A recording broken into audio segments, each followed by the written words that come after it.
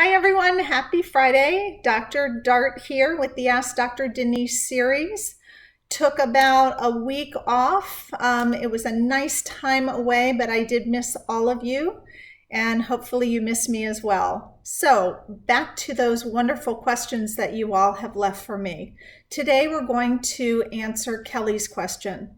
Kelly's question has to do with how do you handle the narcissistic parent's behavior with your children?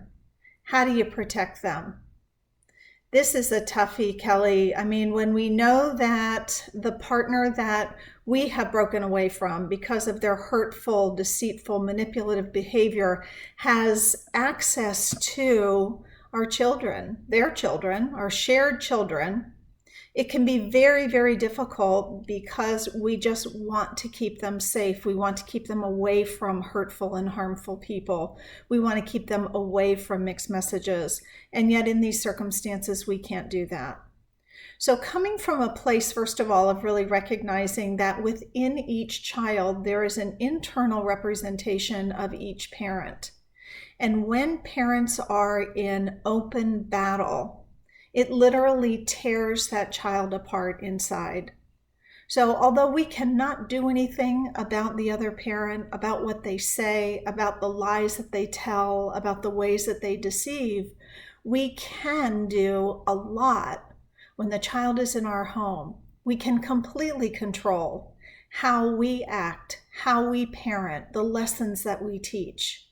And so rather than responding directly to a lie, an attack, bad behavior from the other parent, we can turn that into a more global lesson. We can talk about the nature of perceptions.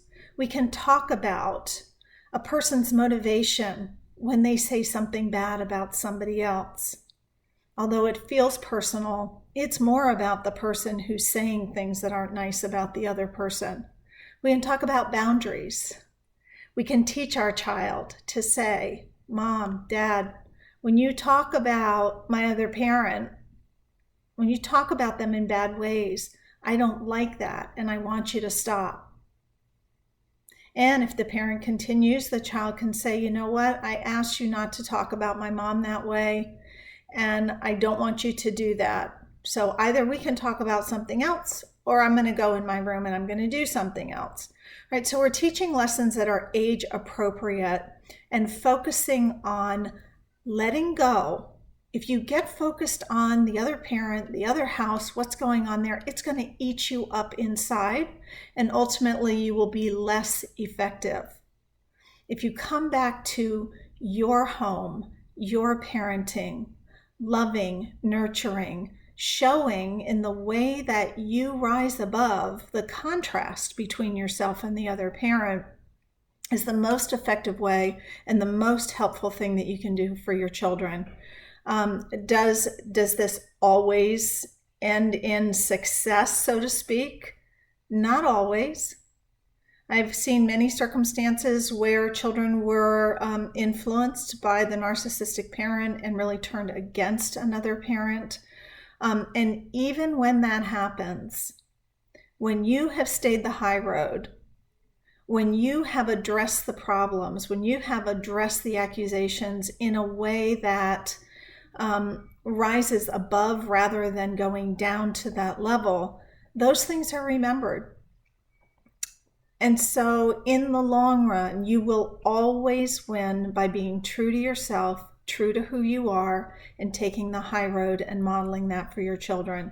This isn't easy, Kelly, and to the rest of the people who have asked me this question, I know how hard this is.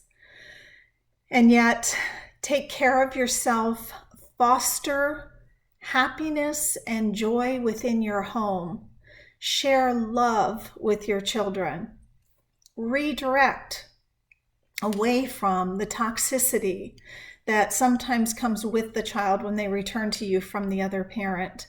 Really focus on your home and what you can do and being the kind of parent that you want to be. I hope that helps, Kelly, and I'll look forward to seeing all of you next week for the Ask Dr. Denise series. Have a great week, and I'll see you next Friday.